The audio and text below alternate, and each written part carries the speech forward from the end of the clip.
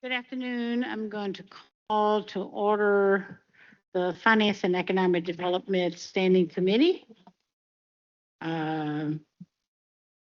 Madam Clerk, would you take care of the Chamber Emergency Evacuation Plan and the announcements as it relates to public speakers guidelines? Thank you. Upon activation of the emergency alarm signal, all persons should immediately exit the building.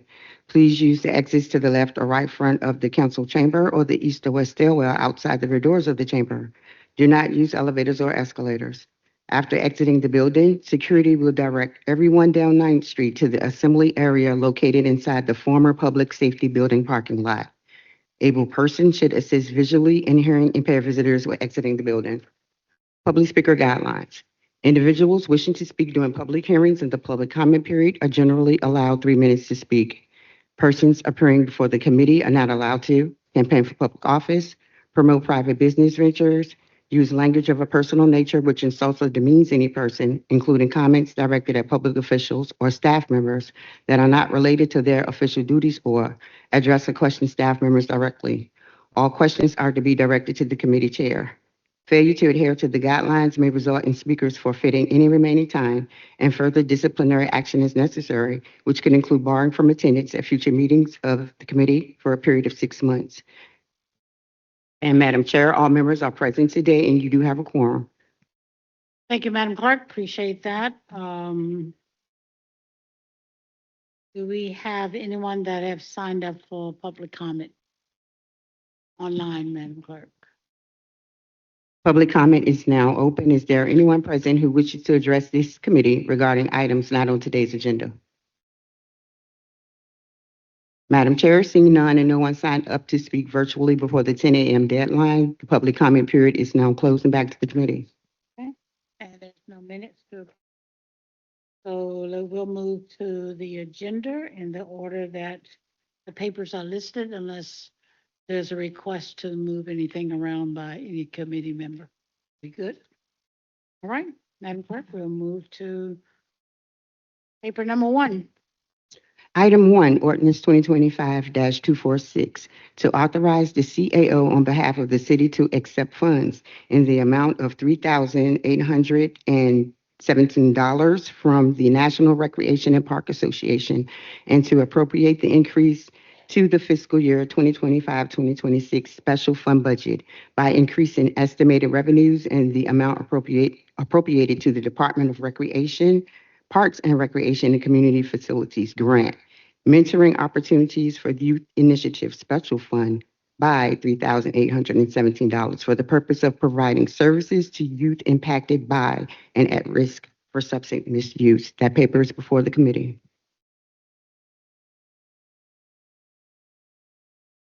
Good afternoon, Madam Chair. My name is Deborah Morton.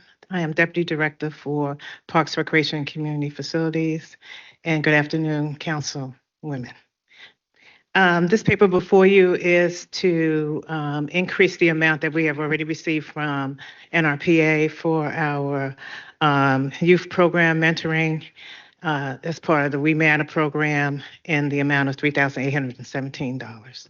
So they were able to find some additional funds to award several of the cities who received the awards this past year.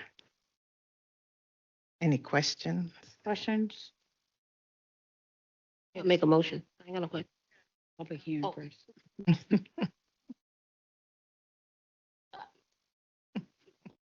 Thank you, Ms. Morton. Madam Clerk, we'll have a public hearing on this paper, please. Is there anyone in the chamber who wishes to speak in opposition to this paper? Is there anyone who wishes to speak in support of this paper?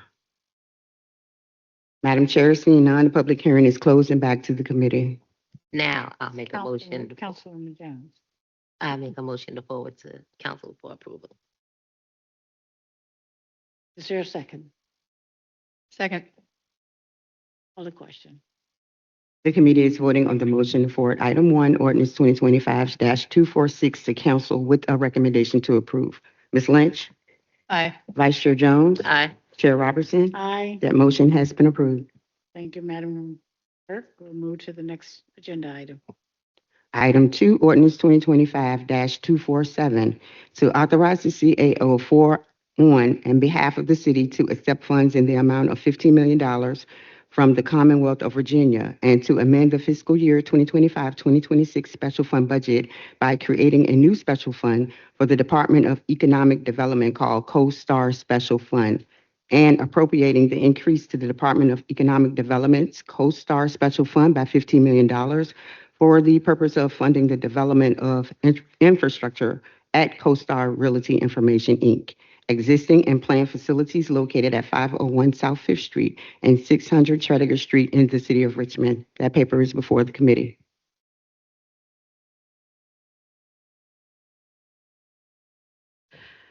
Good afternoon, Madam Chair, members of the committee. My name is Katie McConnell, and I'm the Deputy Director of the Department of Economic Development. As you may remember, in 2021, the Commonwealth of Virginia and the city announced that CoStar was expanding in Richmond. And in doing so, they would be creating 1,984 new jobs and investing $460 million to build a new 26-story office tower and a 6-story mixed-use building with retail and restaurant space fronting Browns Island and the James River. This was a competitive site selection process, and the Commonwealth of Virginia offered the company 2 incentives to induce it to choose to locate or expand in Richmond. The first had to do with the company's corporate income tax. We do not have a role in that incentive. The second was a $15 million grant to reimburse the company for site work to get the site development ready, things like grading, utilities work, and the like. That incentive is governed by a council-approved performance agreement between the city, the Commonwealth, the Economic Development Authority, and the company. Per the terms of that performance agreement, the company needed to submit reimbursement documentation, which they did this summer. The state reviewed and approved said reimbursement documentation, and they've transferred the $15 million to the city. This ordinance allows the city to accept said $15 million incentive and transfer it to the company per the terms of the performance agreement through the Economic Development Authority. The performance agreement has clawback terms should the company not meet its performance metrics. And in terms of the company's progress towards those performance metrics, according to the company, as of September 30th, 2025, CoStar has spent $578 million building its office, the new office facility, surpassing the target for capital investment. And it reports that it has added nearly 1,800 staff to its Richmond operations. They hope to have construction completed by the second half of 2026 or the first half of 2026 and move in and start operations with the new facility. I'd be happy to answer any questions the committee may have. Any question, committee members? No? Okay, thank you for your report. Madam Clerk, we'll have a public hearing, please. Is there anyone in the chamber who wishes to speak in opposition to this paper? Is there anyone who wishes to speak in support to this paper? Madam Chair, seeing none, the public hearing is now closed and back to the committee.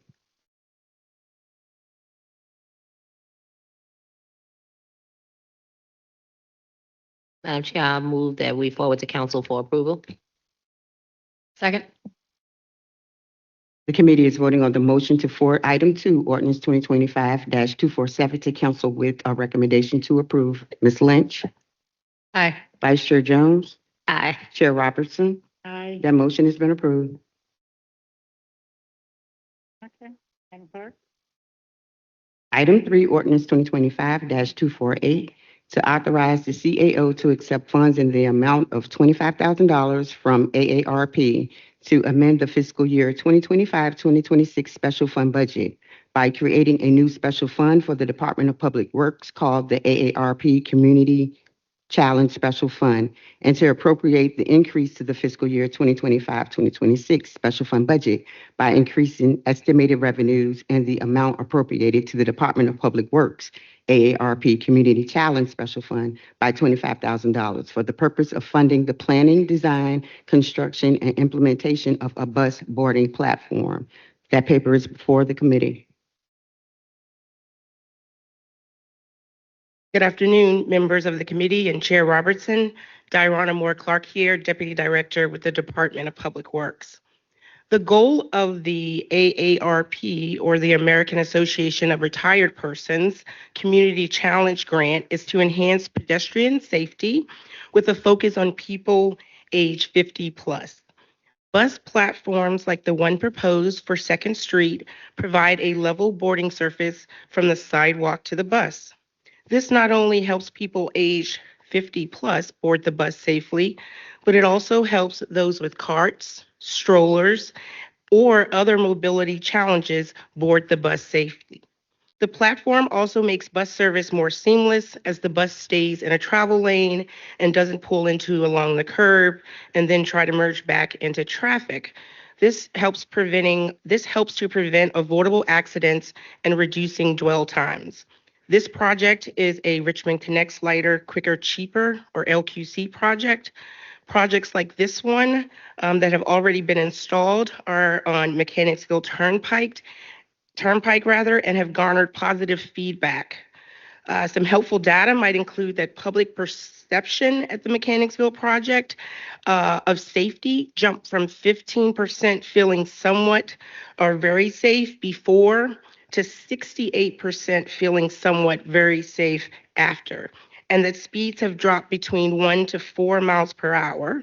Several residents noted that this makes catching the bus safer and easier. This award to the Office of Equitable Transit and Mobility was one of the 383 awarded projects out of 3,000 applications nationwide.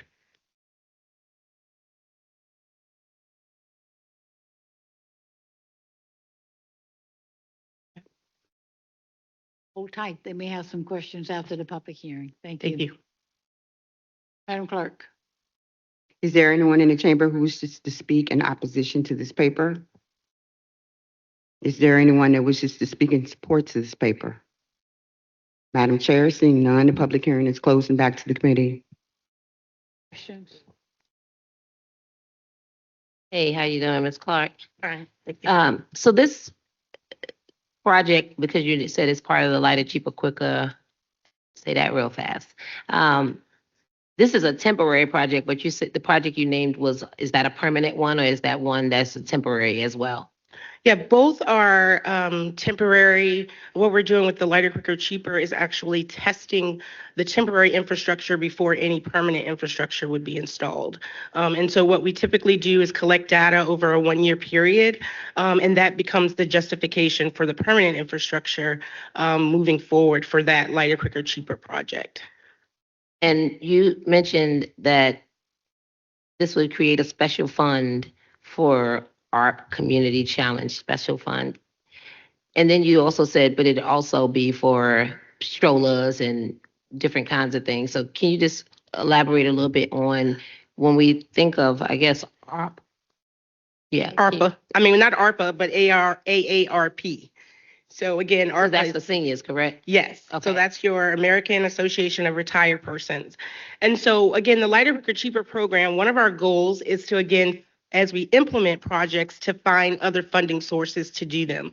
So with the Mechanicsville project, we did use Richmond Connects dollars to build that but actually the staff here, Kathleen, went out and found this grant that actually supplements us not having to use the $25,000 to install it, but actually use the AARP dollars.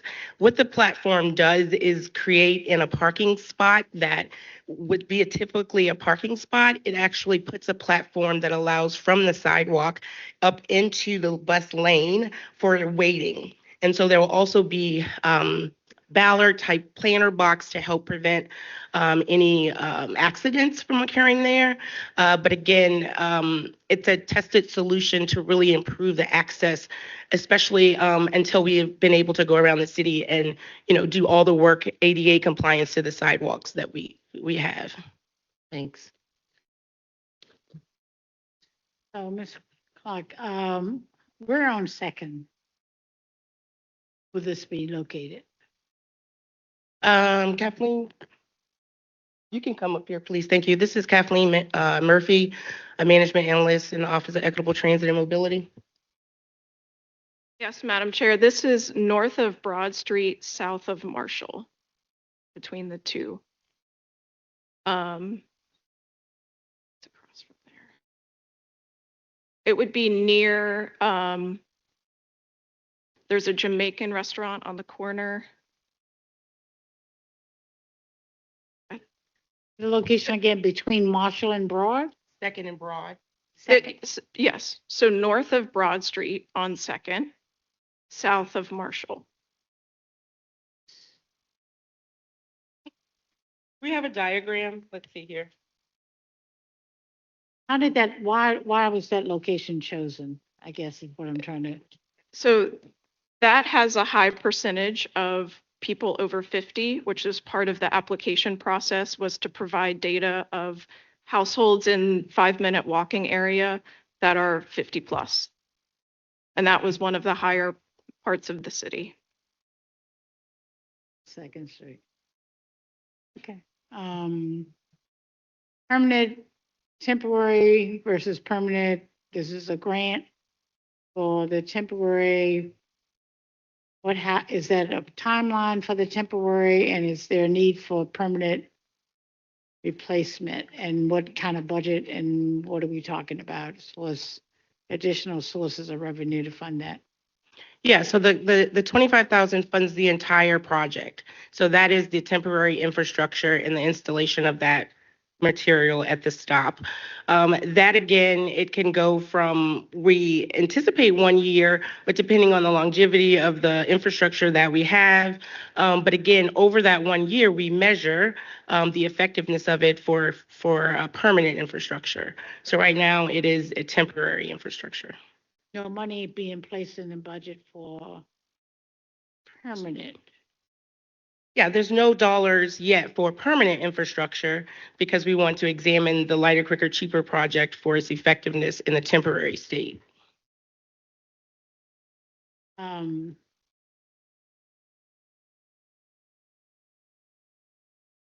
asking the question only from previous board meeting we just had yesterday about using one-time funding grants Oh, yes. and not thinking about what it's going to be costing us for future. And also how we are selecting locations because, these platforms doesn't have a pattern to them. Maybe at one bus stop here, one bus stop there. People gonna, if they like it, and we start getting requests for other location, and it just seems to be wherever, I don't know how we're going about. And I'm not asking you to answer that. I'm just saying that we should be given more information as it relates to, is this a programmatic strategy that's being put in place? And is it just subject to one-time funding grants without any strategic thinking about whether or not this is something that we need to put in place as a part of our transportation strategy for the city? I would just ask you to perhaps send us some information as it relates to that. Okay? Thank you, Madam Chair. And if I could briefly add, this will again come before Planning Commission for all of the details and the specific placements of them. This is the administrative part to get the dollars to actually purchase the equipment. All righty. Thank you. All righty. Thank you. And having said that, Ms. Clark, we had a lot of challenges with it when it came before the Planning Commission for Mechanicsville, so be prepared to answer those questions. Thank you. Are we ready for a motion? Yes. Forward the council for a motion, we forward the council for approval. Second. Madam Clerk? The committee is voting on the motion to forward item 3, ordinance 2025-248 to council with a recommendation to approve. Ms. Lynch? Aye. Vice Chair Jones? Aye. Chair Robertson? Aye. That motion has been approved. Agenda item number 4.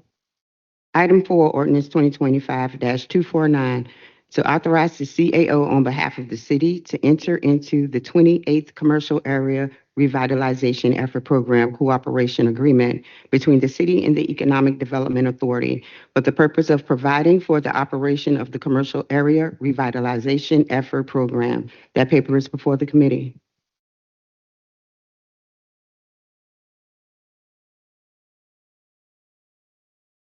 Good afternoon. My name is Jacqueline Teamer with the Department of Economic Development. Good afternoon, Madam Chair, members of the committee. The item before you is the fiscal year 26 cooperation agreement between the city and the Economic Development Authority for the administration of the CARE program. The Commercial Area Revitalization Effort, or CARE, was created to support improvements in Richmond's older neighborhood business corridors. CARE provides rebates of up to $25,000 to business and property owners for interior and exterior improvements, security upgrades, signage, and event support. Last year, CARE awarded approximately $313,000 to 22 projects, leveraging $4.2 million in private investment across our 14 CARE areas, including Jackson Ward, Hull Street, Brooklyn Park Boulevard, North Avenue, and Fulton. These investments have produced visible improvements and continued momentum in our commercial corridors. The primary change in this year's cooperation agreement is the addition of the CARE Activation and Beautification Grant. This new grant supports high visibility projects that enhance corridor vibrancy, such as murals, storefront art displays, lighting, building wraps, wayfinding, and parking lot activations. All projects will occur on commercial property rather than in the public right-of-way. These grants provide up to $25,000 with the option for an additional dollar-for-dollar match of up to $25,000 from another funding source.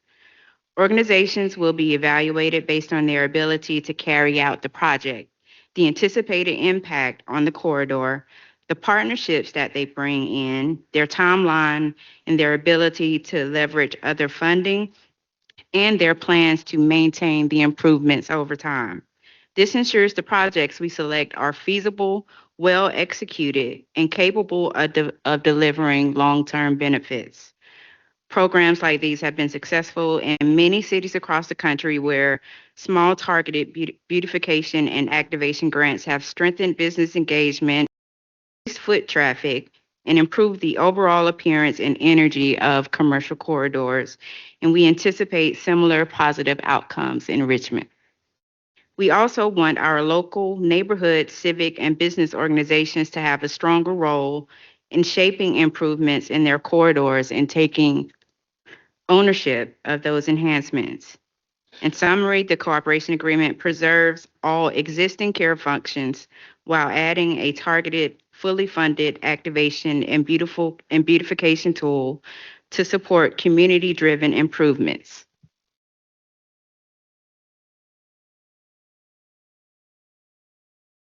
Thank you for your presentation. Any questions at this time? Councilman Jones. Thank you for your presentation. I know when I read in the documentation, it had named a lot of the corridors. I guess that this work had already been done. For this particular agreement that you're going into, is there a specific area you plan on focusing on, or is it just another open opportunity for areas to apply for these funds? So the program will benefit all existing CARE corridors. There are 14 corridors that we have identified. So any organization or business within those corridors will be able to apply. Is there like a timeline? Is it like, does it, an application that opens up in January and closes, or is it just a program? How do folks find out about the program? So that's going to take a marketing effort on our part. But I will say that our corridor manager has already been in talks with some of the merchant associations. And that's actually where this idea for this beautification grant came from, was the feedback that we received from those organizations. So there will be a heavy outreach to those same organizations as well as the businesses that are in those corridors to make sure that they are aware of the program itself, because we want more businesses to take advantage of it, but also to make sure they're aware of the changes that are coming to, in the ways that they can take advantage of those changes. And one last thing, if a corridor is not on there, how do you, they just, they're just not. So I think that this is a evolving program. So one of the things that we're going to do after this first year is we're going to actually evaluate it and see how impactful it was for those corridors. Because we want to make sure that the businesses that it's supposed to support, that it's actually supporting. But during that time, we can also look at other areas where we feel like care may be beneficial, and explore what it will take to increase the reach of this particular program. Thank you.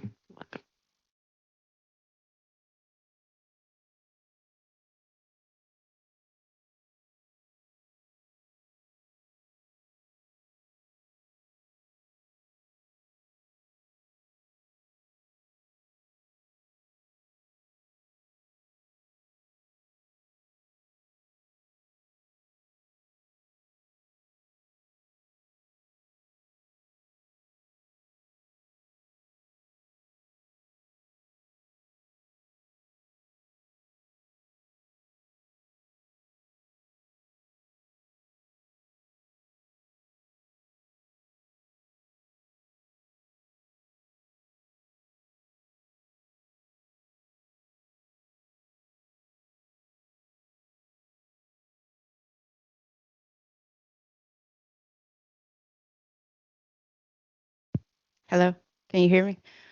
So there is a bit of overlap between the enterprise zone and the care program. You'll find that along most of the care corridors, there is also a existing enterprise zone. The enterprise zone is a little bit more widespread, so it branches into areas that are not necessarily in those major corridors. So to answer your question, there's a lot of overlap in the areas, but enterprise zone is has more square footage than care.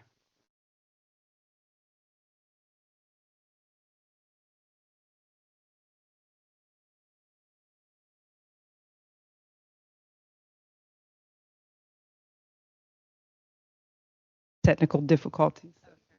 Yeah, no, I'm seeing that on the map. There is some overlap. So I was wondering if a business district, for example, like the Whole Street corridor, and we don't necessarily have a, we have Manchester Alliance, but it kind of stops at, after Cowarden, for example.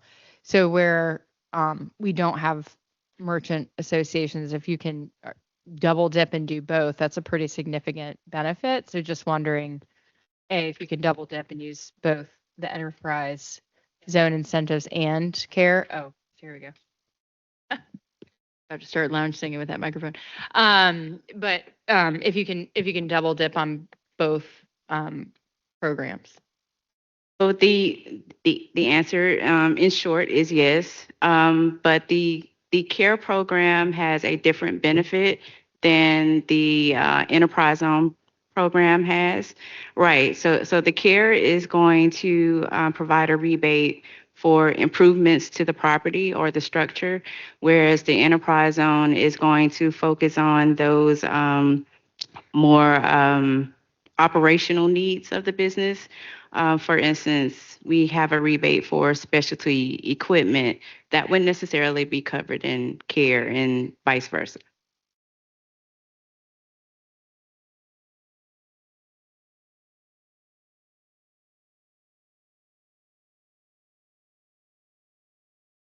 Let's have a public hearing on this paper. Is there anyone in the chamber who wishes to speak in opposition to this paper? Is there anyone who wishes to speak in support to this paper? Madam Chair, seeing none, the public hearing is now closed and back to the committee. Is there a motion? Motion to approve. Second. So I'd like to just comment on the motion before we vote.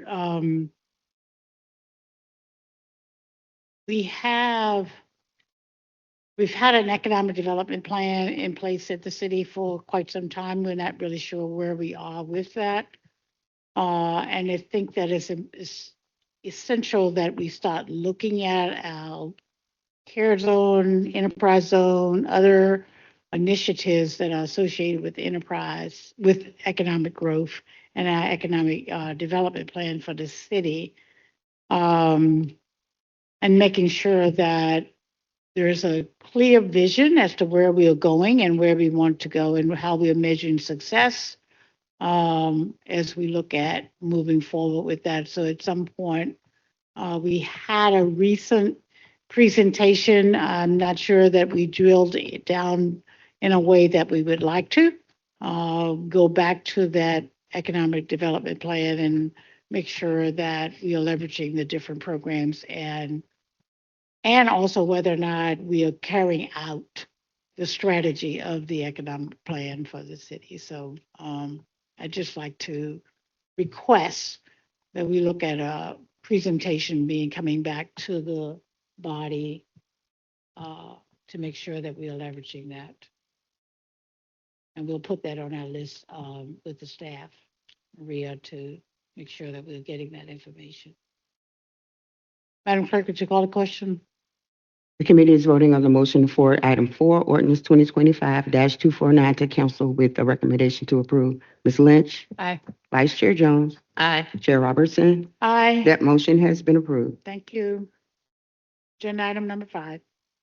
Item 5, ordinance 2025-250 to authorize the CAO on behalf of the city to accept funds in the amount of $18,319 from the Virginia Department of Fire Programs and to appropriate to increase to the fiscal year 2025-2026 special fund budget by increasing estimated revenues in the amount appropriated to the Department of Fire and Emergency Services State Fire Programs special fund by $18,319 for the purpose of providing funding for training centers, equipment, and protective clothing for firefighters. That paper is before the committee.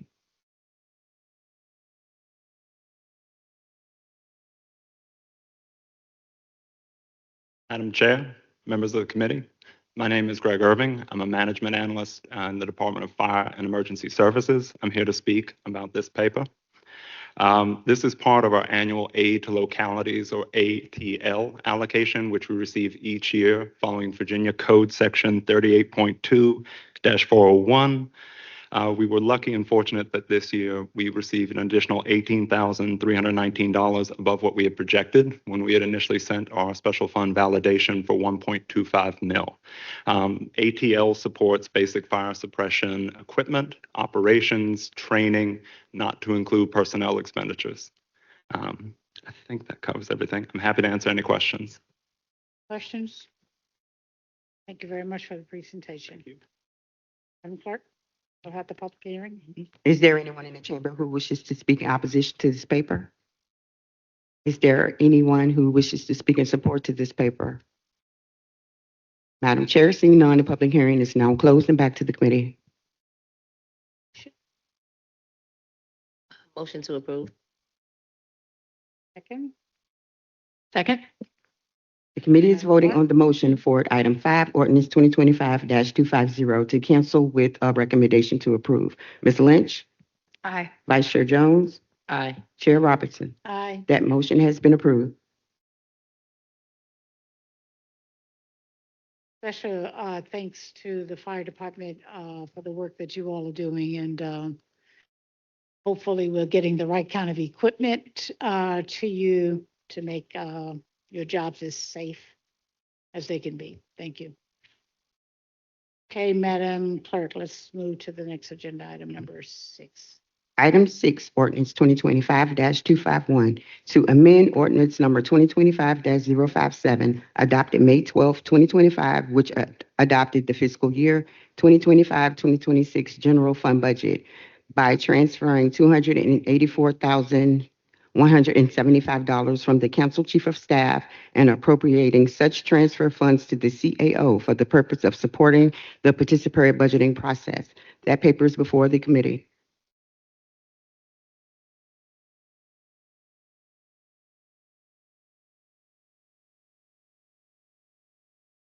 Okay.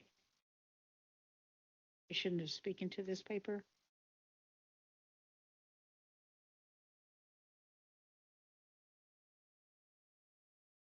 How you doing, Ms. Brown? Good afternoon, Megan Brown, Director of Budget and Strategic Planning. This is to transfer $284,000 between the Council Chief of Staff office to the CAO office. The transfer is 3.5 FTEs and a portion of the remaining operating funds to put the program within the CAO's office. All right, thank you. Thank you. Questions? Public hearing, Madam Clerk. Is there anyone in chamber who wishes to speak in opposition to this paper? Is there anyone present that wishes to speak in support of this paper? Madam Chair, seeing none, the public hearing is now closed and back to the committee. Motion, Motion to approve. second? There's someone online? Madam Clerk, I see someone online that had their hand raised. Not sure if that was for public comment. They did not sign up before the deadline, which was 10 a.m. this morning. Motion to approve. Second.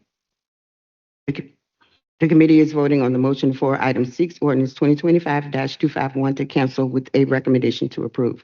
Ms. Lynch? Aye. Vice Chair Jones? Aye. Chair Robertson? That motion has been approved. Item 7, resolution 2025-R043, to request that the CAO calls the Department of Finance and Housing and Community Development in coordination with other relevant city departments to conduct an inventory of existing city programs and initiatives that mitigate displacement to assess their effectiveness and to report findings and recommendations to the council within 120 days. That paper is before the committee.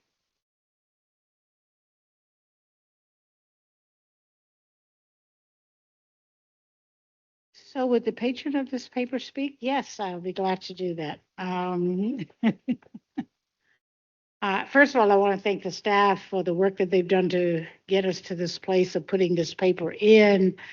We brought this paper back to the committee because we had a request from the administration for an extension of time based from the original paper introduction. And the request for time was to tie in this request of this paper to align it with the housing plan that the city has already adopted that is due for amendments, so past due a little bit, I'm sure. And we wanted to make sure that before we move forward with granting the amendment to the paper, that we had a better understanding from the administration as to why there's a need for additional time. And if we could have Mr. Malone, if you just would share with us why this request, that would be helpful. And then we'll have a public hearing and move forward on this paper. Good morning. Good morning. Good afternoon, Chairman and Councilwoman Jones, Councilwoman Lynch. My name is Merrick Malone, and I am the Director of Housing and Community Development for the City of Richmond. Yes, Chairman, we have asked for this extension of time for really to be able to do a really good job of responding. There is some information, and we think there are tools and data that will be coming forward in the future around the March area. We think that we need to incorporate in any kind of comprehensive study that we're doing. Certainly, you mentioned that we need to update the equitable housing plan that hasn't been updated since, I think, 2020, and we're now in 2025. And so we think if we're going to do this, we want to take the time and do it right. The other thing is currently there is a market valuation study market value analysis that's going on right now, which will really inform us in an up-to-date current manner where the market is, and give us, what the market changes are, and also look at a displacement risk ratio by a block. So we'll be able to see that and incorporate that, and this information will allow us really to be as up to date in terms of data informed as we do this report. The second thing is that we are currently doing our consolidated plan, which really provides the goals and the plan for how we use our federal entitlement funds.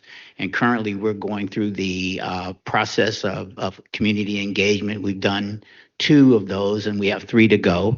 And this is going on as we're speaking. And then the final thing is that the 2026 General Assembly, which also has, now the governor-elect, I think will give local municipalities more flexibility to do some things that would help us to mitigate some of the displacement. So that is the only reason we're asking for extension, so that we can incorporate that data and those tools into the report and into the updating of the affordable housing plan.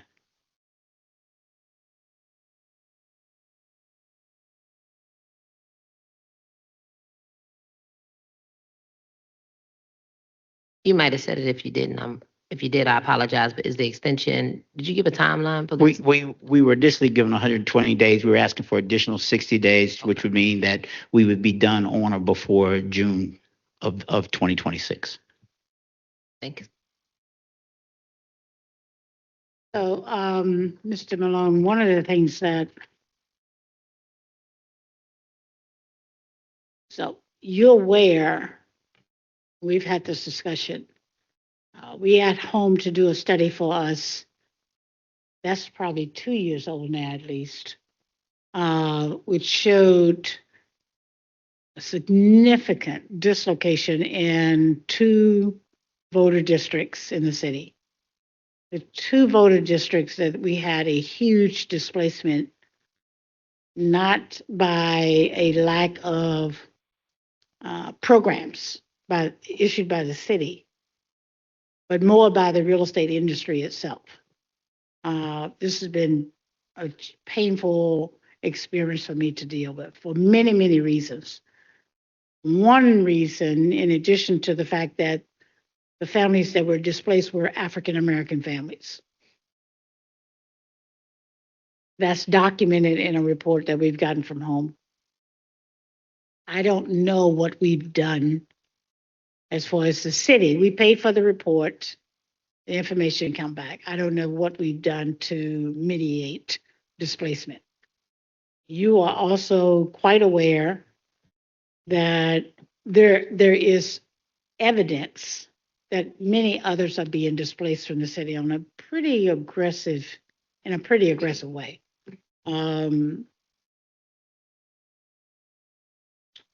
There are a lot of other initiatives that we are putting forward, like rent inspection, that I think is fabulous to do that.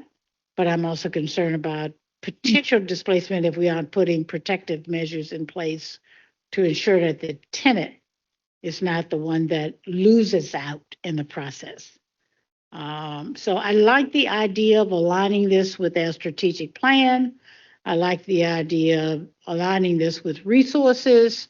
I like the idea of making sure that we do have effective tools that we are using to assist in preventing displacement, especially when it's being done in violation of the fair housing laws.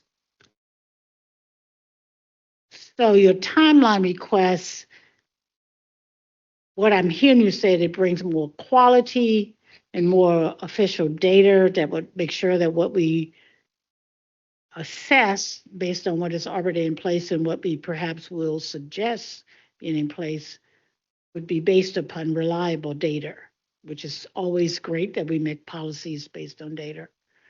Um, as you very much aware in the committee, I need for you to know that I had asked for a meeting with Housing Opportunities Made Equal and the staff, administration, and our staff as well to make sure that everything that we're looking for in this legislation, we're accomplishing it.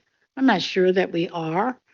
But I'm willing to acknowledge your request for an amendment as the founding patron of this legislation and moving it forward and granting this. But I would ask, if we do so, can you provide us with a brief summary of what you expect to be done over the next 6 months? That you expect to get this data or you expect this, and you're willing to share some progress with us, at least on a bi-monthly basis, every 2 months or something like that, to get us so that we know that progress is being made and the accomplishment will be fully achieved. And we are aware of what you're collecting and we're supporting you in your proposed recommendation based on whatever you acquire on that bi-monthly basis. If you're willing to make that commitment, I'm willing to acknowledge your request for an extension.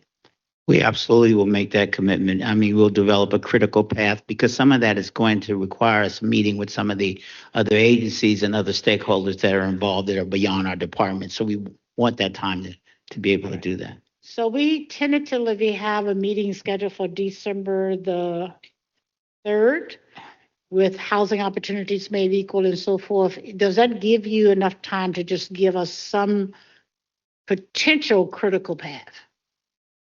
December 3rd, yeah.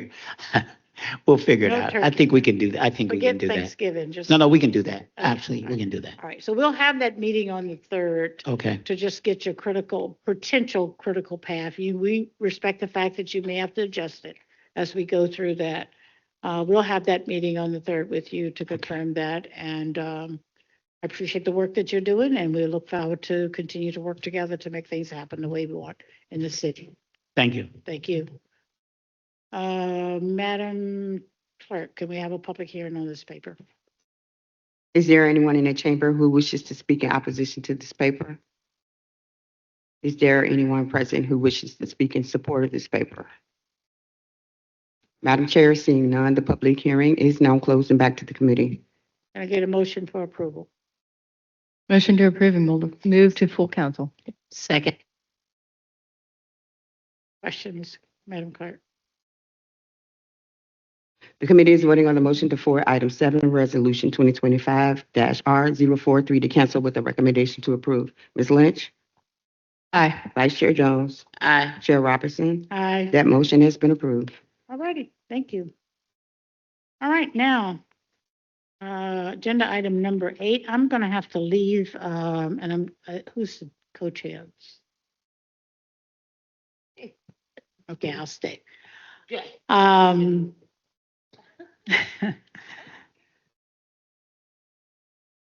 Madam Clerk, if we would move to agenda item number 8, please.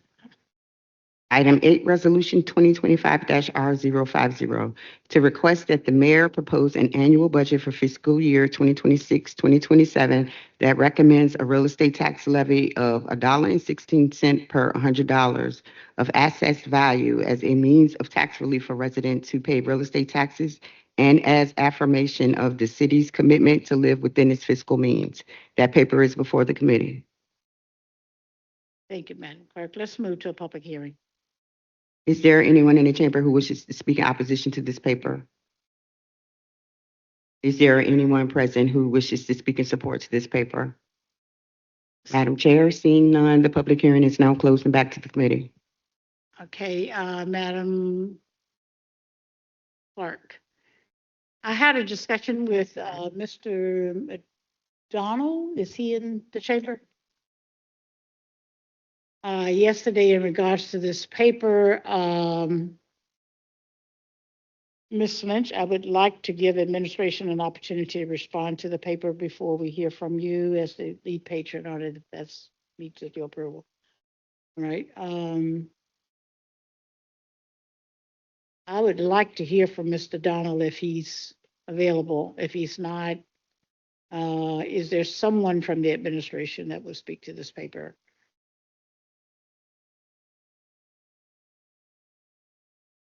I believe Mr. Donald plans on coming down to the chamber to talk with regard to the surplus. And so that might be the time that he can also discuss this paper. Okay, all right, fine. Is there there's no comment from the administration as relates to this paper. Is that what you're saying, Ms. Brown? Apologize, Megan Brown, Director of Budget and Strategic Planning. We are of the opinion that the mayor will be submitting a balanced budget. Okay. All right. We've had a public hearing. No one to speak in support or in opposition. Ms. Lynch.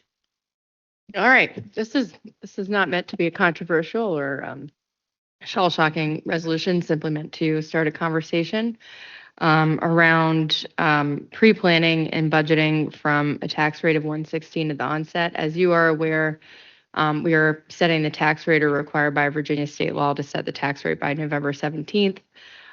Typically, when you're doing that in a mid-budget cycle, that comes with some detrimental impact to the current operating budget. This year, when we were contemplating an alternative tax rate from 120 to 116, the fiscal impact of doing so was $32 million, right? So that becomes an unpalatable task for any council body to ever have a real conversation about reducing the tax rate, even if it's by 1 cent, because of the implications to the current operating budget, setting that rate mid-budget year. So this allows us to have a dialogue from the onset so that we can look at building an operating budget at 116, which we would be able to amply do so if we were to fund this current operating budget at 101%. The rate that the Virginia State Code and the methodology called for was $1.14. So, taking us to 116 would arguably generate still additional revenue and allow us to fund the operating budget. Now, we have a lot of needs in this city. We have, RPS is going to be, I'm sure, presenting some additional ask above and beyond their operating budget that we funded them last year. Obviously there are, an estimated little over $40 million in federal funding cuts that we could be looking at having to supplement. So I understand, and here comes Mr. Donald, who's probably, I'm making your case for you, Mr. Donald. So I understand that, this is a sensitive time to be looking at any type of reduction to our operating, it's not a reduction, any type of reduction to the tax rate, which may impede the city from bringing in even more dollars. But I also think it's a very critical time for us to have a conversation about the impact to taxpayer and Richmond resident households as we are continuing to overburden and overshoulder some of our households, particularly those that have seen double-digit increases in some of our neighborhoods, particularly south of the river in the city. That's true. That have been, overburdened with shouldering the majority of taxes for the city, and that certainly has we're mindful of that, and that certainly has an impact on those households in particularly. So, we are simply asking for there to be an alternative kind of presentation. Again, understanding all the dynamics and all of the potential, things rolling down the hill here. But, at least that gets us to a point that when we look at the tax rate for the coming year, that we have some alternative to look at, and we are not faced with, it's a one, otherwise it's keeping it at 120 or nothing. I mean, we'll just be stagnant at that rate for forever, and we have for 20 years. So I'm trying to take us just one step further in the conversation. Thank you. Lynch, Jones.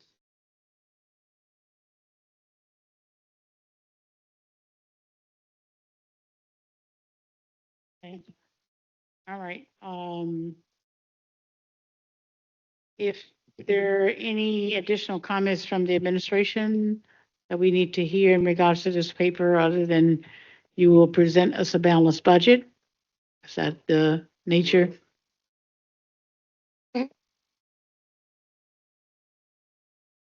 All right, okay. Have you, not yet? Oh, okay. We're gonna vote on this now, though, Mr. Donald. You don't have nothing to say. You don't have nothing to say. I just want to make sure that you don't have nothing to say.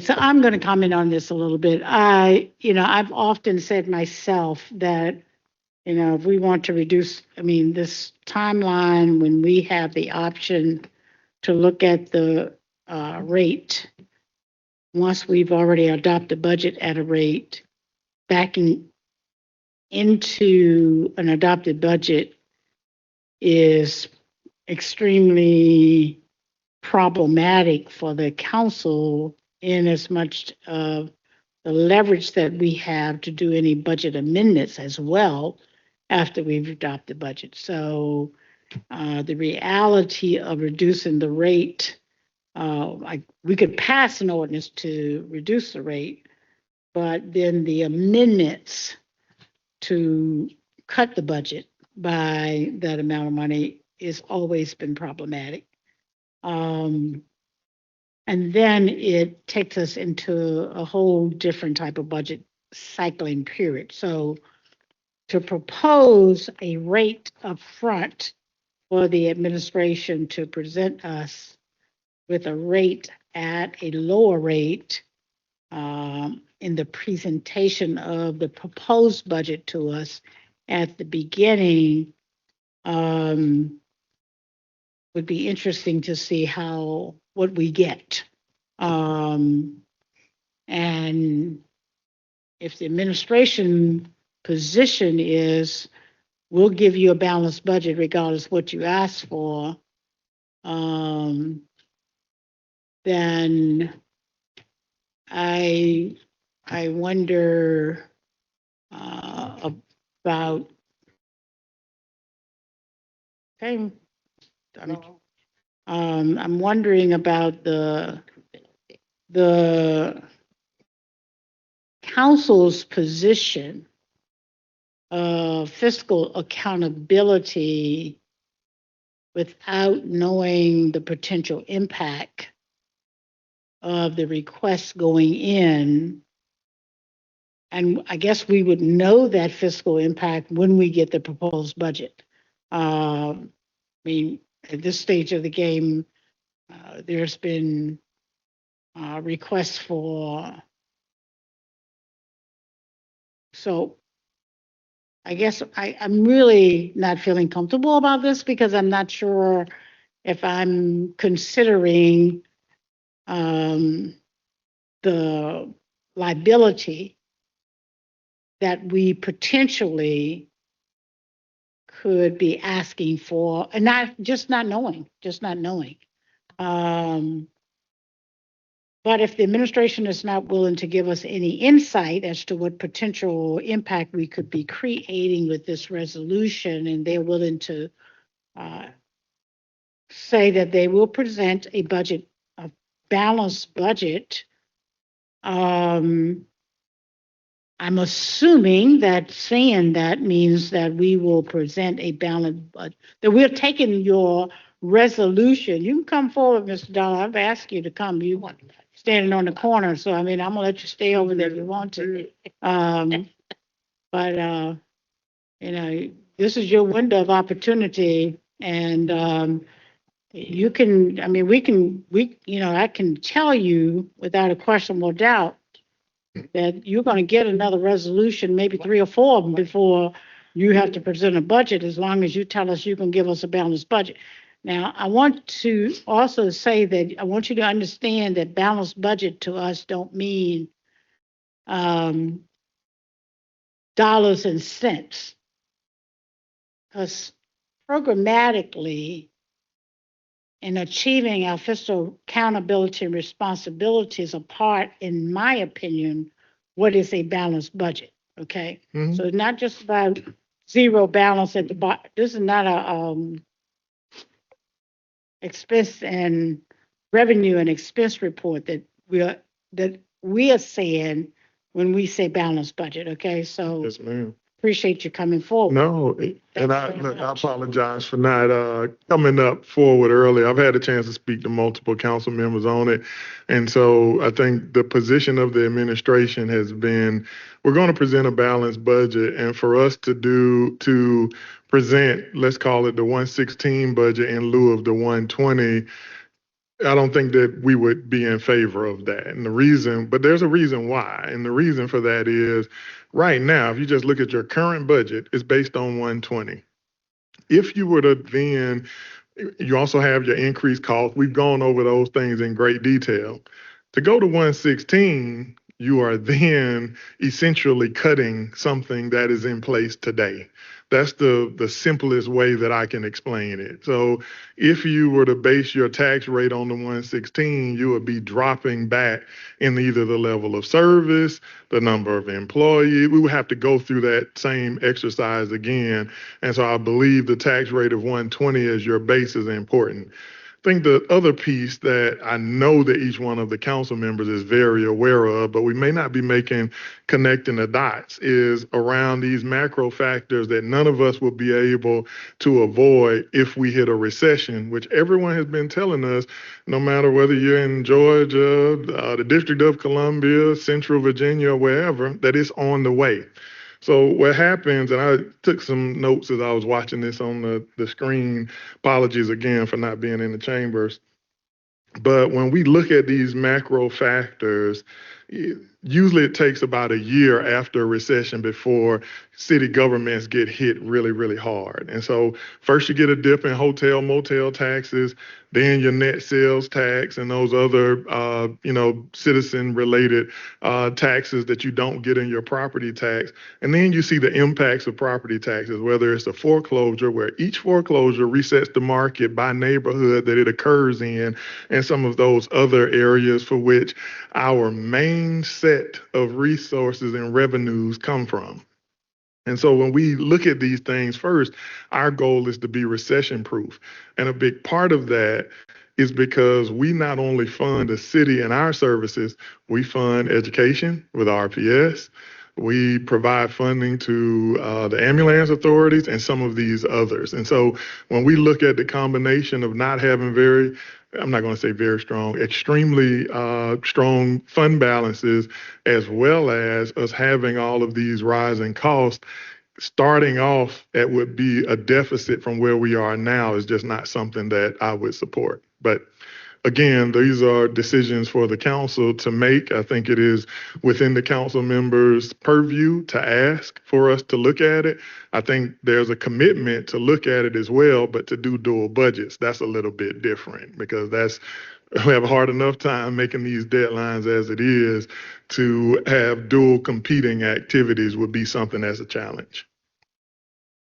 Hopefully I answered, sir. Donald, Thank you. you present us a budget at 116 if this resolution is passed by council. No, ma'am. Thank you.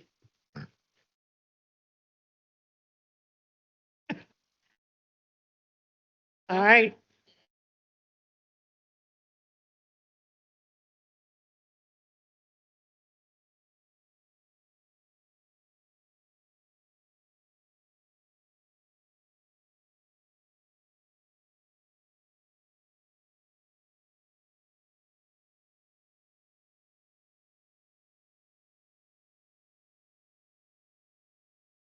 Okay, motion to move it to full agenda with no recommendation.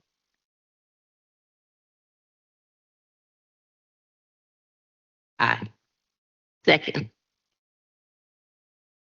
The committee is voting on the motion for item 8, resolution 2025-R050 to council with No recommendation. Ms. Lynch? Aye. Vice Chair Jones? Oh, yes. Chair Robertson? Aye. Mr. Donna, we don't need to ask you to show up when it comes before council, okay? Thank you. That motion has been approved. Thank you. That does mean I expect that you will, though. Okay, all right. Just being clear, just being clear.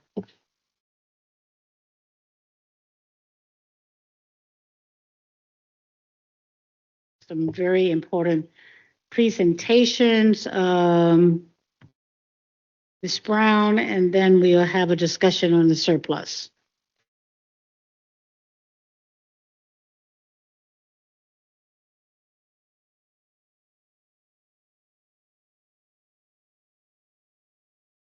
Good afternoon again. Megan Brown, Director of Budget and Strategic Planning. We have been asked to provide an overview and an update on ARPA, the American Rescue Plan Act. Just to give a little bit of history and background, just as a reminder, the City of Richmond received approximately $154.9 million in ARPA funding. These funds have been allocated across almost 30 separate projects spanning between community development, housing, infrastructure, and internal program support. Under the federal requirements, all ARPA funds had to be obligated by December 31st, 2024.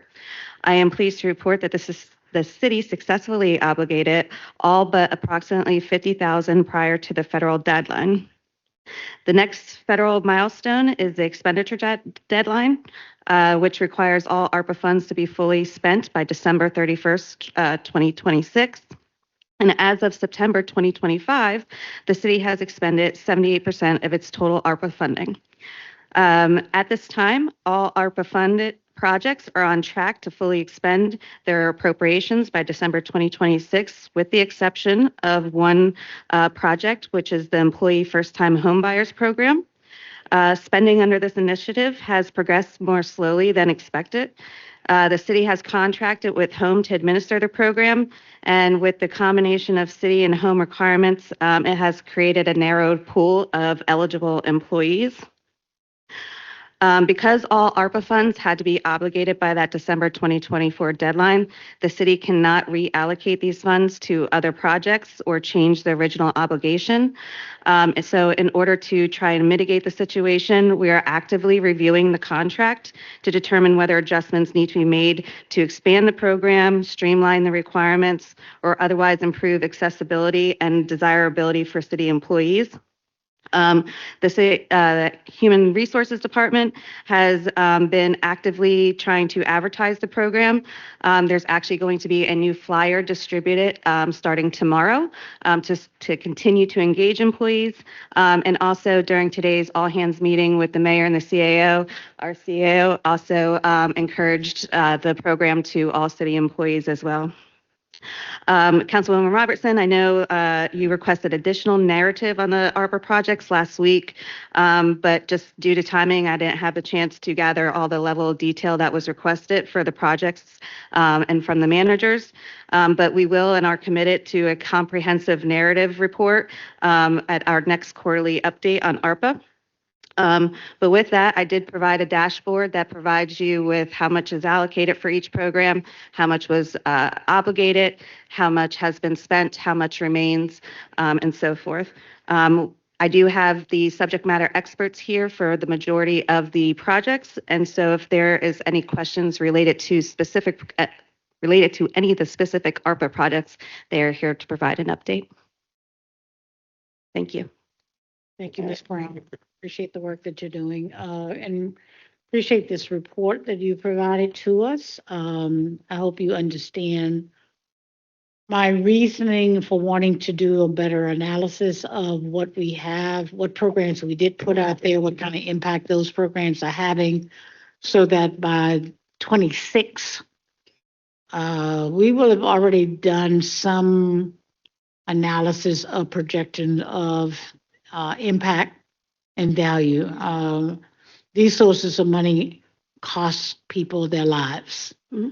And so we want to be able to say back to the community that the programming that we have made a choice to invest in really makes our communities more healthier, that we're better prepared from a community perspective, that God forbid that there's another COVID or something similar. Praise to God that we do not have to ever live through that again. But the price and the cost that people gave for their lives and all of the other consequences that we face as relates to that, that we want the citizens of the city to feel that we invested these monies in a way to prepare us to be a much healthier city to face consequences as they come. So that's part of the reason why I really want this narrative. I think that we missed some time the opportunity of bringing citizens along with us, looking at numbers, looking at percentages are great, but it's the people part of the narrative that I'm looking for as well, that we need to add that value in so that that people walk this path with us and they appreciate the hard work that is being done to get projects done, but how they also are helping to change lives. So I'm sure we have questions about the numbers, but we'll look forward to the narrative as well and the analysis that you'll be working on trying to get to us. Yes, ma'am. Appreciate that. Ms. Jones.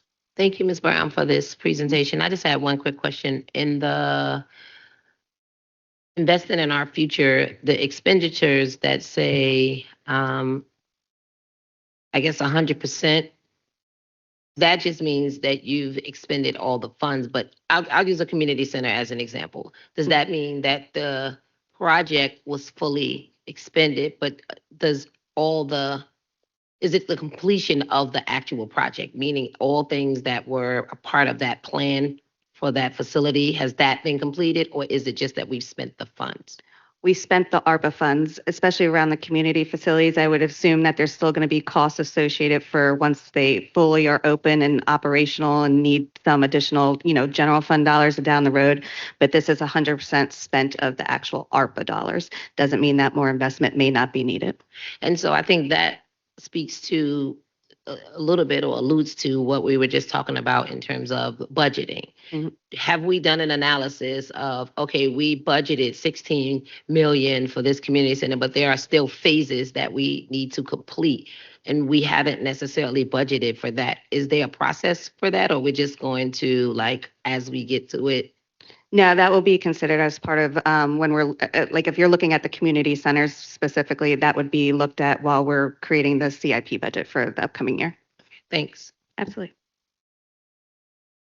Ms. Lynch, you have any questions?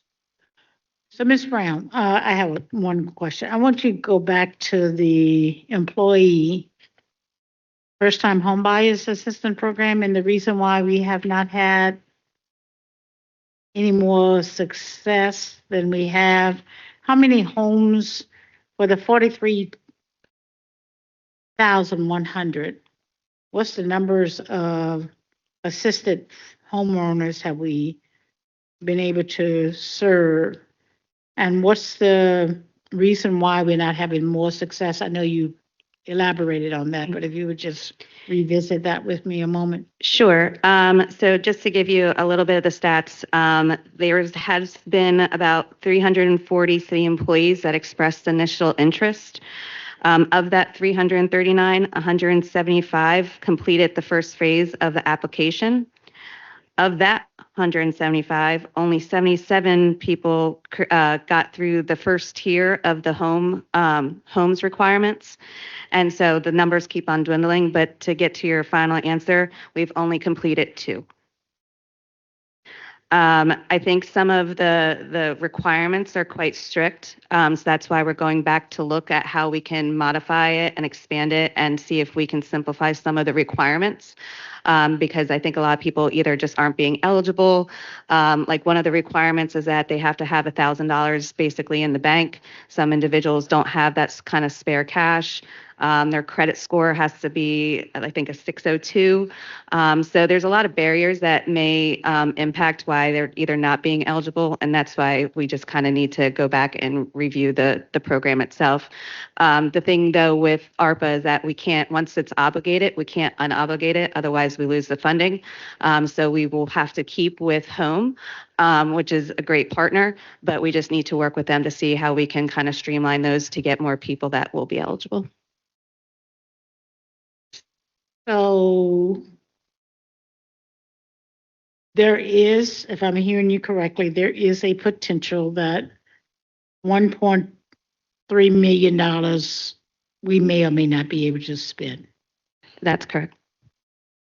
But we are going to do our hardest to make sure that does not happen, that we do not return funds to the best of our ability. Okay, so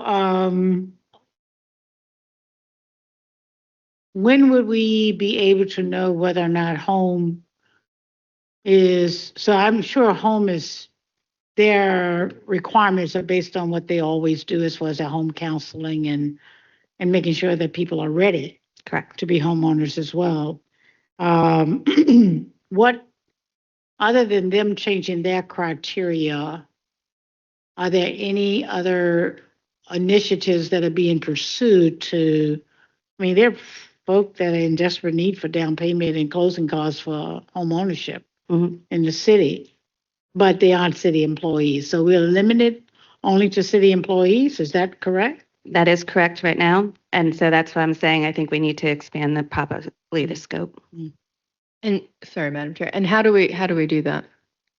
I'm sorry. How do we expand the scope? Are you saying we can't make any amendments? We can't like move the money from first time home buyers to something else, but as long as it's still for home buyers, we may have to, I have to look at the ARPA guidelines more carefully to see if now that we said it's for employees, if we can expand it outside of employees. But that's where we're doing the contract review to see what we can change now that we've already obligated the funds. And Megan, when will we have because I mean, we have to figure that out fairly quickly, correct? Correct. And then get it out there. When does it actually have to be expended for? Next let's say December. Okay, so we would make the amendment and then get the word out as quickly as we possibly could. Correct. But you all are in favor of expanding it. As long as we can under the ARPA guidelines, we're going to look at every possibility just to make sure that, we get it fully expended. Madam Chair, can we have that as a follow-up for this committee just to, I mean, I know we'll be tracking it offline as well, but to have that back before the committee next month. So, yes, Ms. Brown, as a part of the more analysis that we've asked for, let's make sure that we are getting feedback information on the strategy that is being employed to expend these funds. And, I don't know, I mean, city employees you limited your population drastically from the start with that. And the cost of housing today, and many of our employees, if the average medium salary for our city employees is $75,000, and I don't know that that's the case, but if I'm doing an average mean, they can't afford to buy a lot of the market houses that are here. And so partnershiping with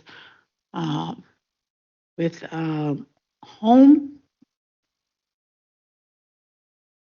and knowing who they're trying to partnership with to get the nonprofit developers to the table to work with trying to get these city employees into other houses that is at a price point for what we pay people, where our annual median minimum salary is not a home buyer. Yeah. It's just not. I mean, and that's the reason why, this whole conversation about affordable housing is so critical. I mean, when our own employees can't afford to buy a home, that's really critical. I mean, that's really critical. And I mean, it's one thing that you had 340 applicants from the beginning, But it's another thing to understand, I mean, if they dropped out because they weren't maybe meeting the criteria, that kind of thing. And we do want people to be able to, we don't want to put people into home ownership and they foreclose because they can't afford it. But, so we would want to know the relationship with the affordable housing development community and seeing what we can do to make this happen, and whether or not we are held to just city employees. So yeah, give us some feedback. We don't want to have to return in an area of critical need of housing. We do not want to be subjected to not being able to fulfill this. So We I can, know you're working on it. we could provide an update on our status when we do our next quarterly update. Yes, I appreciate that. absolutely. And are there any other items on this report? Okay. That you all have questions about that we want Ms. Brown to address, committee members, and then I'll come to you, staff. Like, I think as my colleague stated, if we could just get a report on, or as you mentioned, Right. on we're what gonna was get a actually, report on yeah, already, how effective the Right. dollars were for certain programs and specifically the small business um, and the investing in our futures and affordable housing. Thanks. Okay. Yes, ma'am. Thank you, Madam Chair. I just wanted to make sure I understand the action item. I know Megan has offered that they will be providing more narrative, more information about outcomes and effectiveness and updates about this first-time homebuyer assistance program at the next quarterly update. But are we also requesting, if they do develop those changes to the criteria, or et cetera, are we asking for any updates on this program specifically any sooner than the next quarterly update? So this is the other challenge that I had when I got this, Ms. Brown, that you were given this report. Is the last quarterly report was June. The last quarterly report was. Well, like actually providing to the committee. We've provided the documents to the council. I think the prior DCAO, Sabrina Joy Hogg, sent it all to council, the same dashboard, but we weren't asked to come and present. So the full council committee, and was that on-time quarterly report though? Mhm. Okay, all right, okay. And if we do are able to come up with changes prior to the next quarterly, we'll make sure that we communicate those as soon as we have those. But at the latest, we'll at least provide an update at the next quarterly. I would just suggest that you send us a report to that, not necessarily have to make a presentation to anyone, just the status of that. But yes, it will be included in the next quarter report where the further analysis is being done as well. Correct. Thank you. Thank you. All right, Madam Clerk, we'll go to the next presentation, which is on the surplus.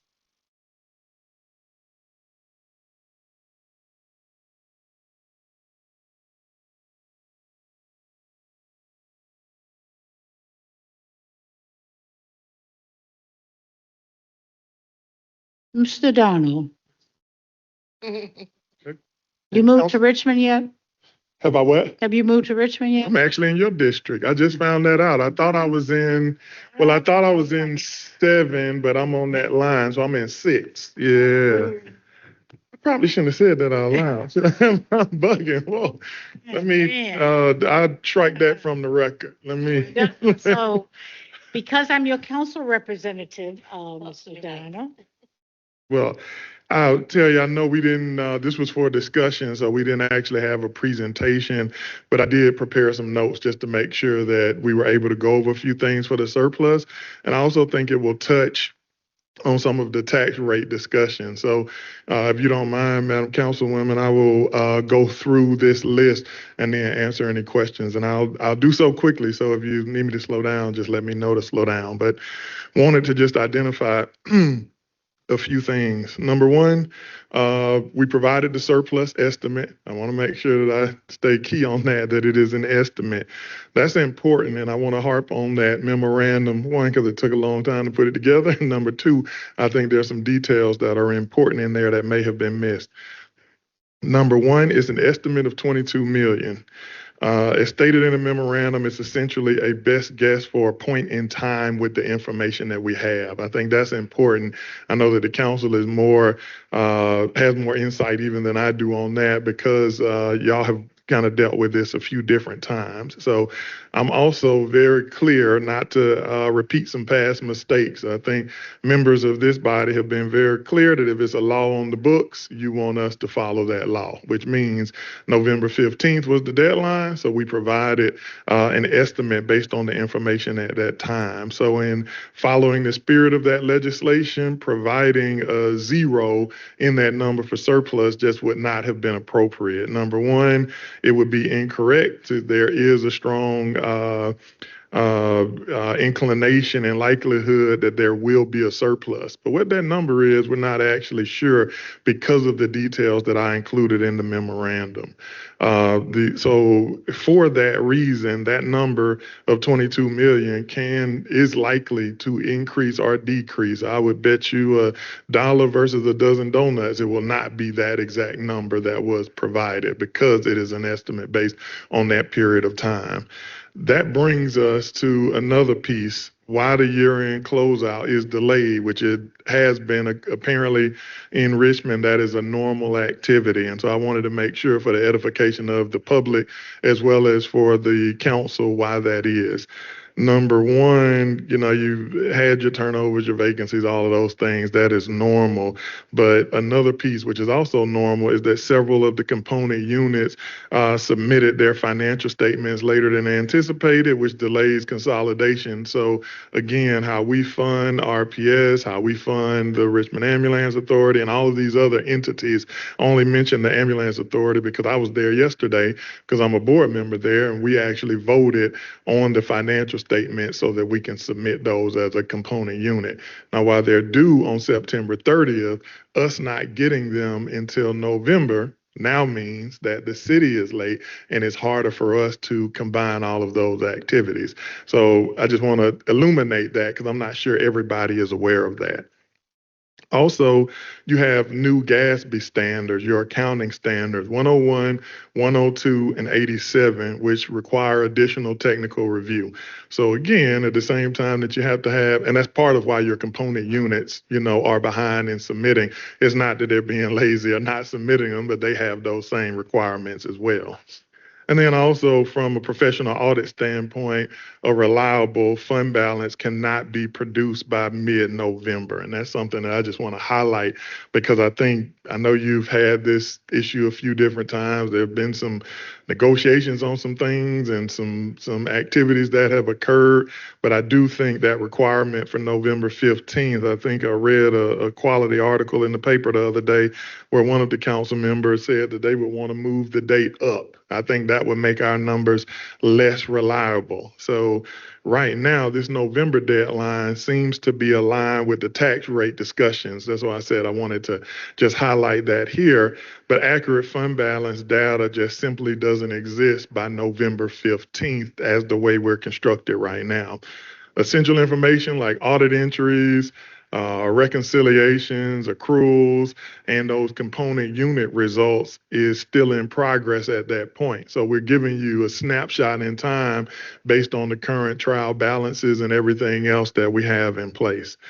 But I wanted to spend some time talking to you today because us complying with the law, which again, you put it on the books, we're going to comply with it, but us producing these premature estimates, it kind of gives a risk of some unstable and inaccurate figures that can be misused unintentionally in some of the policy debates, some of the ones that we're having right now. And so I'm not sure if everyone knows this, but I'm going to give us some examples. And as I always do, I will also submit these in writing. But there's not a major jurisdiction that requires a pre-audit fund balance estimate this early. The timeline is a little bit inconsistent with what would be considered accepted financial practices. So the advisement is that tax rate discussions occur only during the budget cycle. And the reason for that is because you will have audited data and you'll know all of the full cost pressures, which I'm going to go into a little bit. I also want to highlight why early estimates put the city at a disadvantage. Pre-audit estimates are inherently just unreliable, like the ones that I've highlighted to you. So what you'll see when we finish and we get all of the information from our component units, when the audit is complete, you'll see that this $22 million number that we were forced to provide by law will either shrink or grow substantially. It'll be different. And so trying to make decisions on an unaudited number is just a difficult thing for us to do. And then us acting on incomplete data will surely lead to a misallocation of resources or us potentially overcommitting funds. So preliminary fund balance figures can be helpful because they give you an idea in the direction that we're going, but they should not be utilized to drive financial or tax policy decisions. So I'll give you a layperson's example. If I work an hourly job and whatever my rate of pay is, I base my budget on working 50 hours a week, but I only end up getting 20 hours a week. Well, I've got an issue.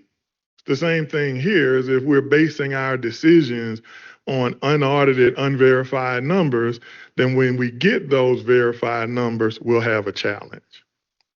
I think the other piece that I wanted to highlight is just fund balance and tax rates are just a different issue. So the fund balance reflects financial stability and liquidity. Y'all know this. This is more for the edification of the public. But the tax rates, they address the ongoing operational needs because those are the funds for which we get to build our budget. So these are separate decisions that I'm noticing that we're conflating, that I'm hoping we kind of separate the two. Reopening the budget, I think, Councilmember, you harped on that. Reopening the budget 4 months into the fiscal year is just a bit unsound. If we do that, that means that we are 4 months in, and I provided those numbers earlier. I don't remember if it was $100 million a month, but if you think about that, of your $1.1 billion budget, you're now $400 million spent into your budget, and you're making decisions which essentially result in some type of cut. So it makes it just much more difficult. So we're a responsible government, and responsible governments just don't restructure financial plans month into the fiscal year. And so one thing that we have to do as an administration is include you on the front end of budgeting, which I think we're doing in this upcoming budget. To Councilmember Lynch's credit, we'll also have a real view of cost pressures because we'll be having all of what the departments will provide, and we'll make sure that everybody has a better, stronger picture. I think the last piece is we talk about surplus because we will have one and we'll have those final numbers soon. I provided a timeline in which we will. We also want to talk about the proper use of our fund balance. So best practices really say that fund balance is for one-time needs. Those are those big projects, filling in gaps and things that we need to occur, such as capital projects, emergencies, or debt services, so we can make sure to expand our debt capacity. Also, using fund balance for recurring costs is actually problematic because those one-time funds that we get in a surplus that we don't know if we're getting them from year to year can create some structural deficits where we're basically paying an annuity, which we only have one-time fees to pay for. That provides future pressure for tax increases or service disruptions, neither of which I think we want to have. And so I also wanted to give you just a little bit, and I know I'm going quickly, but in the interest of time and making sure everybody gets the information, when we think about our cost pressures, I did want to harp on that. So We are looking at an about face from the federal government on funding everything from housing to human services and many of the other things that we as Richmonders hold dear. And so the help that we were getting from the federal government, if nothing else, is changing. And we don't know what that change looks like. We also have, while we want to make sure we take care of our employees, and we've done a great job in making commitments through things like collective bargaining, we also have to pay for that, and those costs rise every year. And so we want to make sure we're in position to do that.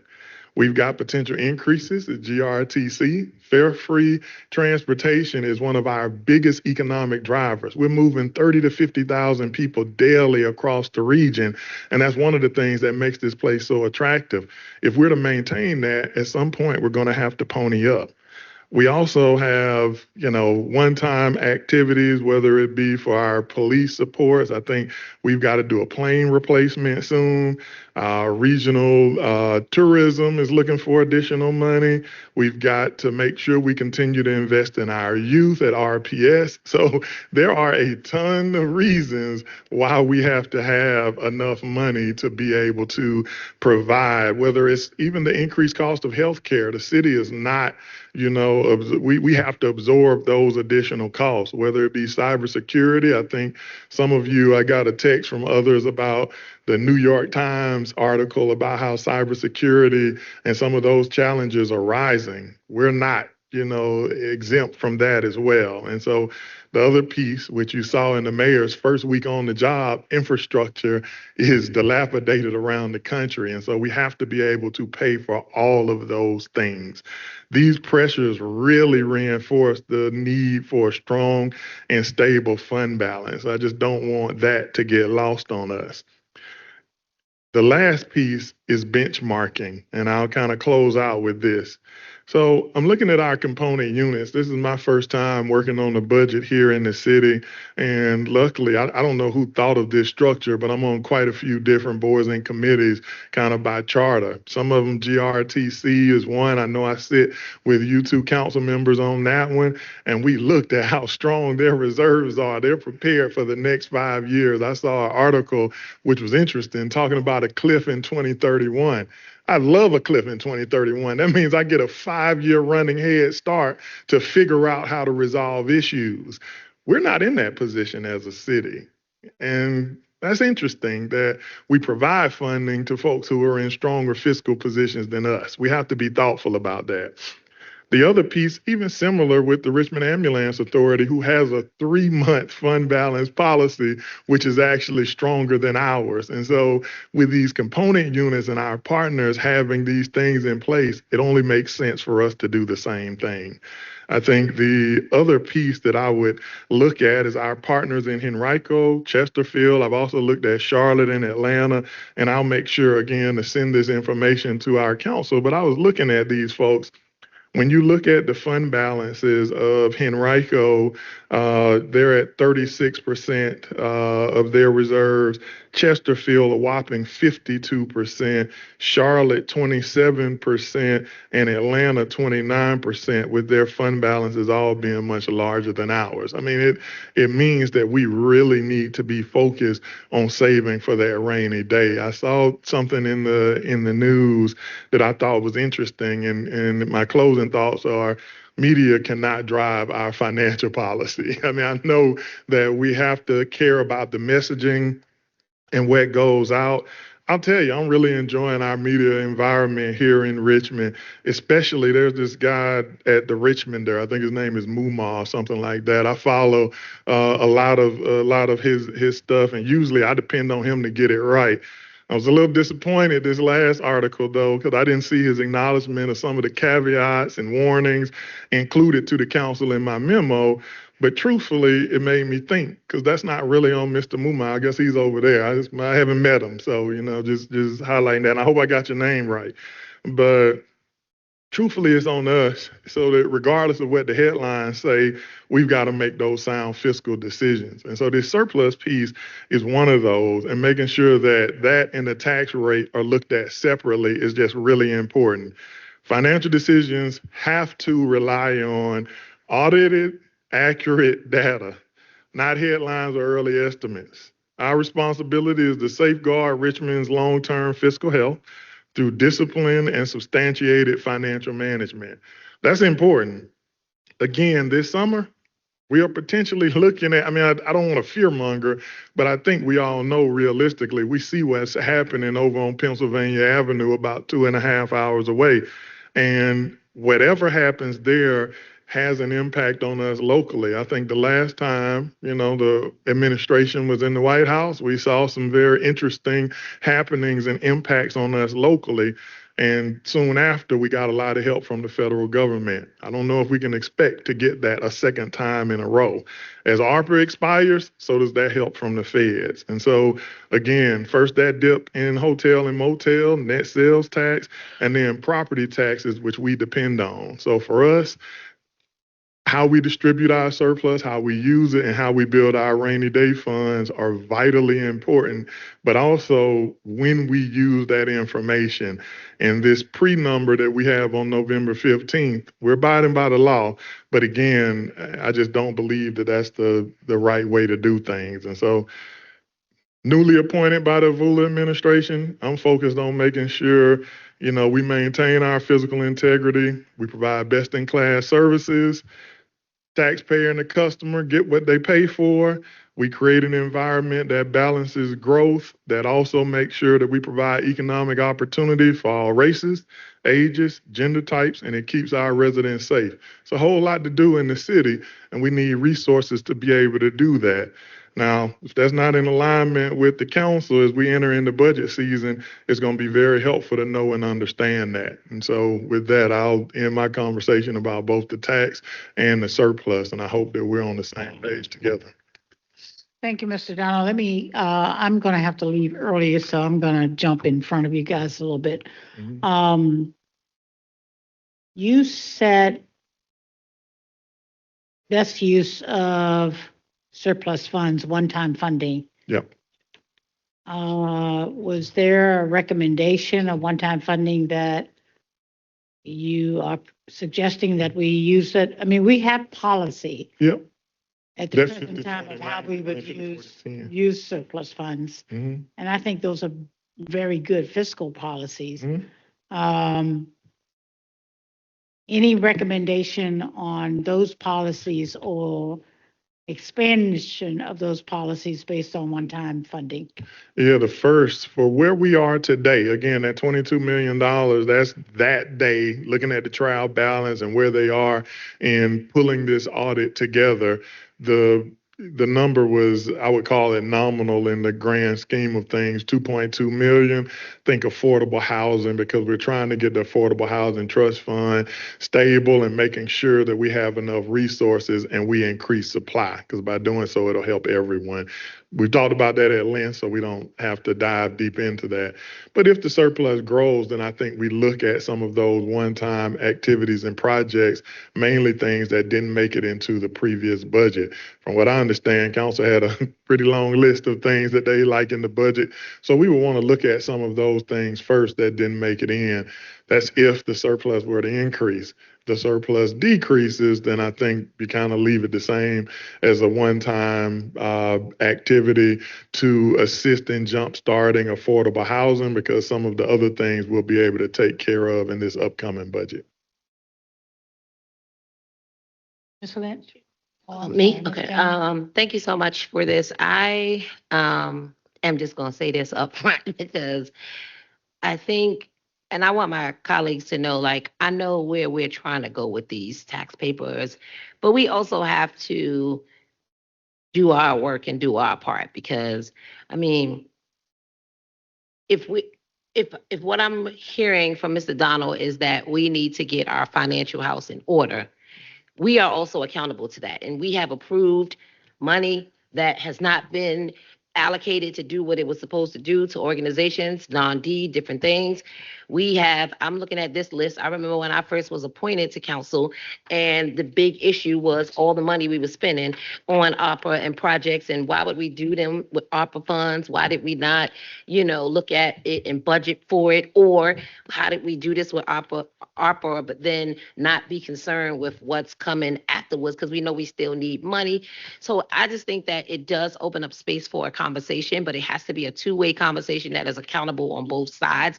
Because when we are basically saying, hey, people are spending a lot on taxes, and they're spending a lot. And I never want to diminish that, because that is a real thing. And I want us to get to a place of being able to look at how people are living and being forced to move out of their places and not being able to live a life that they are, it's their birthright to do. Right. But at the same time, not play this and politicize it. Like, we cannot continue to politicize the money issue. We either are going to get this money right and do what we say we're going to do, and that means all of us, and this is no slight to anyone on council. I'm speaking as 9th District Council member who has come into a seat and has observed and seen funds not being done, has observed. For us to sit here for all the money that we do receive and allocate to say we don't even have 2 years if we hit a rainy day, I'm nervous about that. Because at the end of the day, how are we supposed to take care of our residents when, if we have a shutdown, we can't even help them? And the $1 million for family crisis, that is not enough money. And so I think we have to really think about, is this a true tax issue or is this a money issue? And I would like to see us get to that, because what I'm hearing, we got money issues. And everybody acting like they don't want to say it. You came in for the last 6 months that you've been here, or I could be off, but like, you've been saying that. So are we listening? Mm.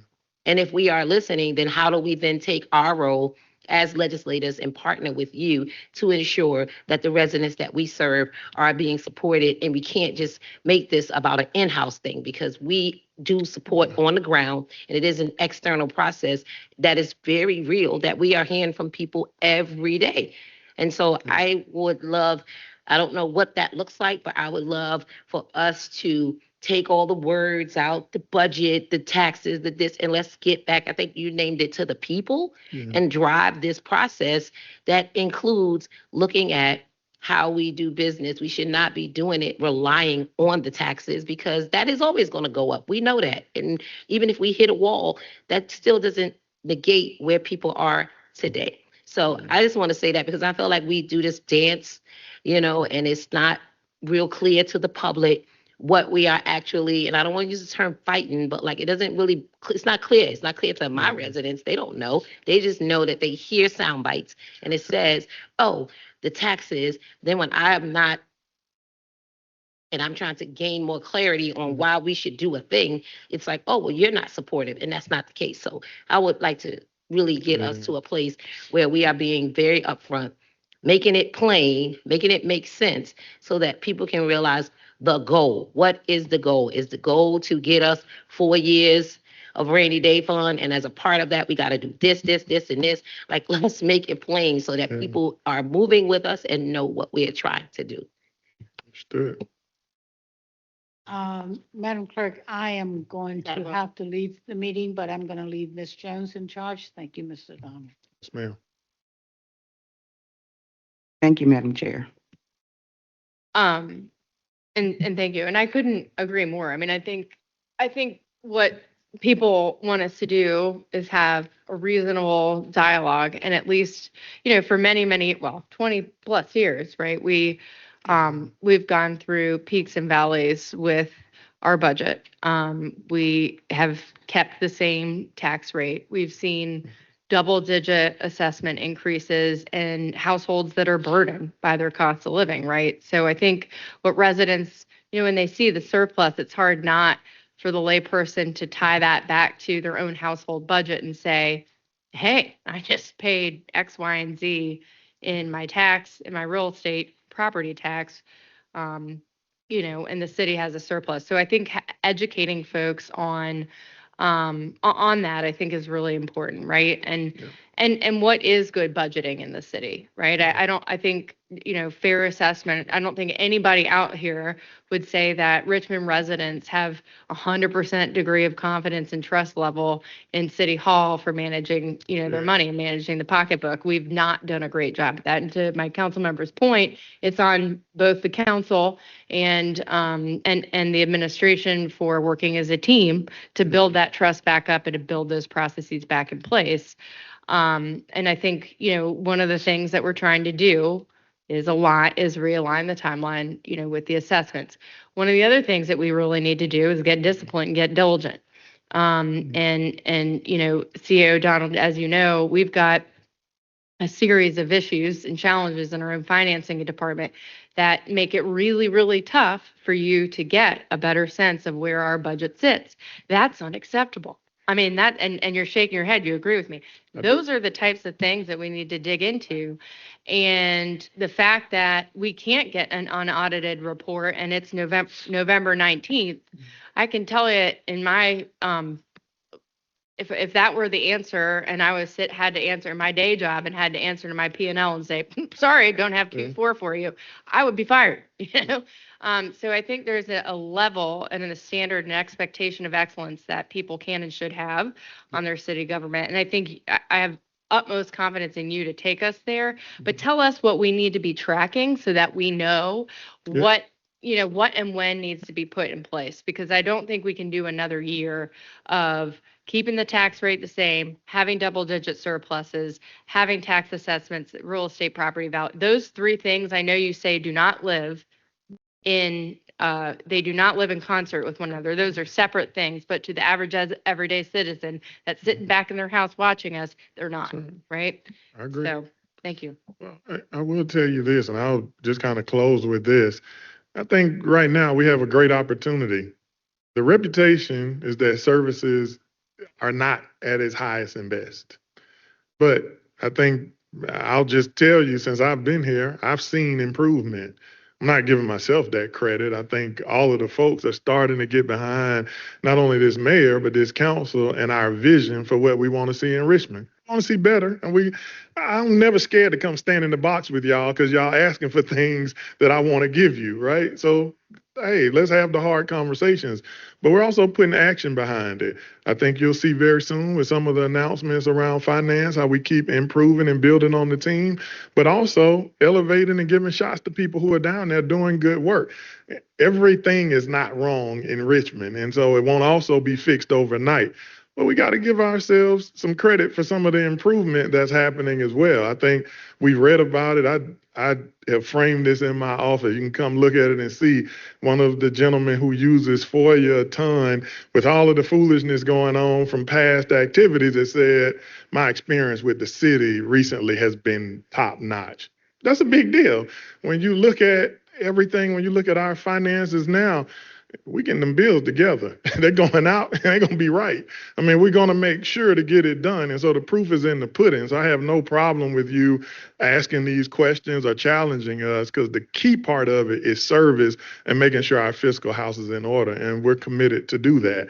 But again, there's no way that our component units can have a stronger and more stable fiscal house than we do. I will stand on that. I think we have to make sure that we are also as strong as the people we're funding, and that's important. So. I couldn't agree with you more. And, one of the things that we should challenge, right, to your point, is that our current fund reserve policy states 3 months, right? So part of that is a policy change that we need to look at, right? So we need to adjust up to 6 months, 12 months of operating, which in light of some of the federal federal funding cuts and what we've seen in localities all across the country that have struggled with their local budgets. Ohio, Cuyahoga County is going through it right now. Pennsylvania didn't have a budget passed until yet last week. North Carolina still doesn't have a budget passed, right? So there are localities, and it's a very real possibility that, God forbid we're one of them, that they have to go without for months at a time. They are not able to pay their salaries, pay out, the folks are their vendors. So, I mean, maybe we need to reimagine that policy as well. And we're here to do that with you. Yes, ma'am. Yeah, thank you so much again for that. And I just want to close out by saying, I think we got the notice today for the budget council, CAO, and I was excited to see that a neutral party is facilitating. And there, my folks, is where we just need to have conversation and really think about what everybody wants the same thing. We don't want anything different. And I understand. And like I said, we too kind of go back and forth, but I always want you to know that I support where you're coming from, but I also always want to hold ourselves accountable. I'm not going to sit and hold someone else accountable without holding us accountable as well. And I want us to just really get to a place of really trying to, like you said, reimagine by us working together for the future and betterment of this city. And as long as we continue to push and pull, it's just taking up too much time. I'm tired. So with that, if there is no further business, do we have a staff report? No, okay, no further business. This meeting is adjourned. Can I love please you hit too, that? Councilmember Yeah, I love Jones. you too, girl.